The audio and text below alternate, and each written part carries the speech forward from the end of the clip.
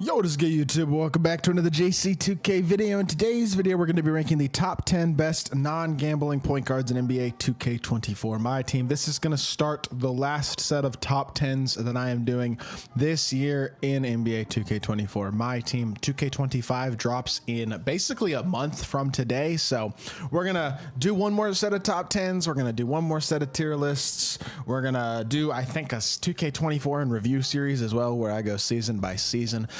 Breaking down 2K24, and obviously we're going to talk about a bunch of the 2K news and stuff that comes in the near future. So that's pretty much what the next month of content is going to be looking like. Not nearly as many videos as y'all are probably used to, where for most of the year it's been 6-7 videos a day. It won't be like that. It'll be 1-2 videos a day probably for the rest of the year. And with that being said, I do appreciate all of y'all's support, and I am excited for 2K25, man. I really am. So that'll be a lot of fun. But with that being said, before we hop into the video, if you haven't already, make sure you hit that subscribe button. Help me push towards the 30,000 subscriber mark on the channel. Trying to hit that. I would love to hit it by the end of 2K24. That's not going to happen, but hopefully we'll hit it early in 2K25, and I do appreciate all y'all's support. So without further ado, Let's hop right into it, and let's see what this ranking is looking like. So number 10 is a card who's been a mainstay in this top 10 for a very long time, and that is Shai Gilgeous-Alexander. SGA is just one of the more complete and elite point guards in my team, and has been for a very long time. At this point, he is not quite as elite as he has been compared to the best of the best, but he's still got pretty good size, complete badges, a really nice release with top tier near perfect sigs, and well, basically perfect sigs pretty much, and then the tray fade as well, which is obviously very, very good. Not a ton of cards with the tray fade at this point in the year, but it's definitely a very good one. And as a whole, he is an elite level card still to this day, who does everything well at the point guard position and can pretty much compete with the best PGs in my team, and that has not changed. He's still a very, very good card who does a lot of things really well.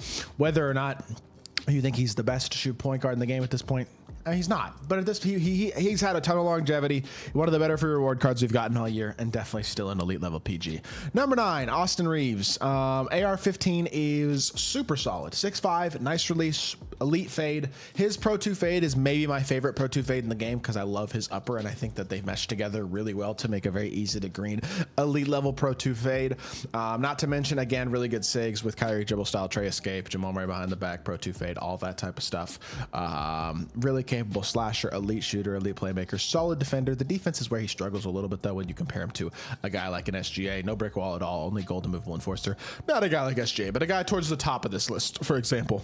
And he's only 6'5" as well. Really good card, but I do think you still got to put him a little bit lower on the list at this point in the game. Same thing with a guy like Bradley Beal. Good card, great release. Actually, I do really like his release. I'm not kidding when I say that. They changed his base to Emmanuel quickly, which is even better than Brad Beal base. Yeah, I don't love the fade. It's his own fade, but it's not bad, all things considered. And then tray escape, Kyrie dribble style. I feel like he's a little bit more versatile defensively than a Austin Reeves, despite the fact that size-wise they're about the same. He's actually an inch shorter. I think he plays a little better defense, maybe a little bit more complete in terms of badges. You could really probably switch him and Beal, or him and Reeves, but I think I like the changed base on Beal's jumper. I just like him a little bit more as a slasher, maybe a little more defensively as well, a little bit of a bulkier player build. Good card. They're both in the same level. You could switch them if you want, but I think that they're both deserve to go right here in that 8 and 9 slot. Number 7, Oscar Robertson.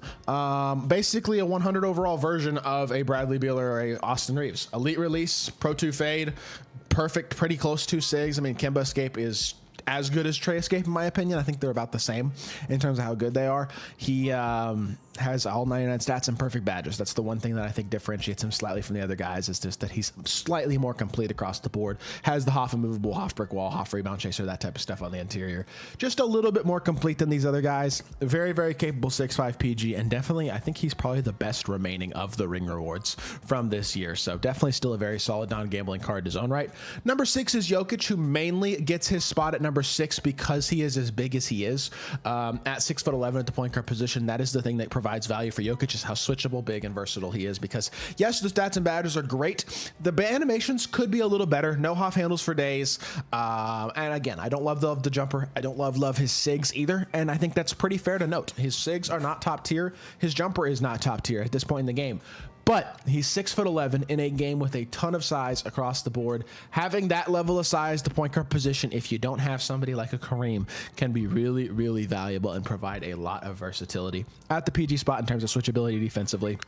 the ability to not deal with mashing as much. Just gives you a very, very good, yes, he's a secondary, tertiary ball handler, but he gives you a very capable PG, and I think still his size provides enough value to put him in the top 6. Number 5, Wes Unseld, only listed at 6'7". His player build makes him look closer to 6'9". He is, in my opinion, pretty similar to Jokic, but with slightly better SIGs and a much better jump shot.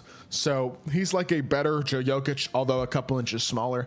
Player build wise only looks about 2 inches smaller, I would say, compared to being listed at 4 inches smaller. And I do think he's a versatile defender. Plays bigger than his listed height. Release is awesome. Half limitless, half Asian 3, half blinders, half catch corner. He's got Kobe base, which is absolutely top tier. And he's a really, really good card. Wes Unseld is still a great option at the point guard spot. And I think top 5 is a pretty fair spot for him because there are definitely a few guys better, but he is still a really, really nice option. Number 4, we start the Invincibles, and that is Mitch Richmond. The salary cap reward for round 1 here in season 8. He's not available anymore, but if you got him, I'm sure a lot of people got this card and have liked him a lot. 6'5", 6'8" wingspan. Again, invincible card means every single important Hall of Fame badge and every single stat on 99, so you don't even really have to review that, but that completeness is exceptional, and then you combine that with the top tier jumper, Kyrie dribble style, Kemba escape, Curry slide, not quite as good as Jamal Murray behind the back, but it's still very good in a Pro 2 fade. Really, really great card. Love the release. Steer base is top tier, and I think number 4 is probably the right spot for him at this point. There have been a couple of other invincible point guards that have come out recently, though, that do surpass Mitch Richmond. So Clyde Drexler at number 3 gets one of those spots, 6'7", 6'10" wingspan, hot spots from literally everywhere. Every single important Hall of Fame badge in the game as well. Every single stat on 99. His own release on very quick, which I will admit is probably not quite as good as Mitch Richmond's release, but he's got Pro 2 fade. He's got Kyrie dribble style, Trey escape, Jamal Murray behind the back, Steph's drag back.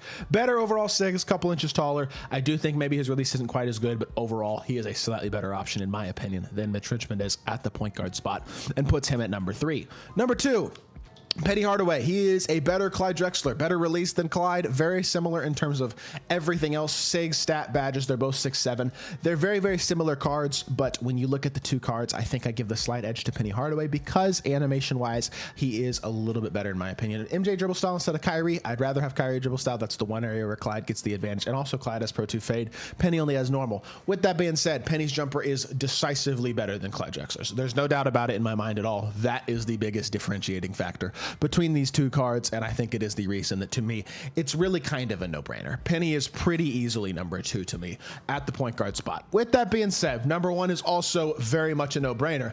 GOAT Kareem, 7'2" with perfect SIGs and a very good release at the point guard position. That is a guaranteed number 1. He is the best point guard in the game and will be the best point guard in the game for the rest of the year. 7'2", 7'5" wingspan, hotspots from literally everywhere, 77 Hall of Fame badges, every single one.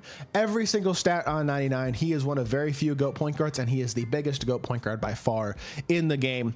Absolutely exceptional card. Yes, you had to get the Pro Pass to get him, but he is truly top tier, and I don't think it's a complete no-brainer. Obviously, there's no doubt in my mind whatsoever that Kareem deserves to be in that number 1 spot.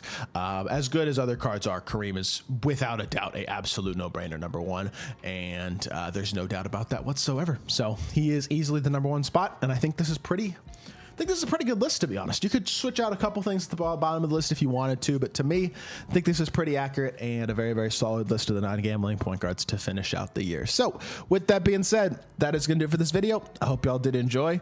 If you did, make sure you hit that like button, leave a comment, and subscribe. I'll be back with more 2K content very, very soon, and I appreciate y'all.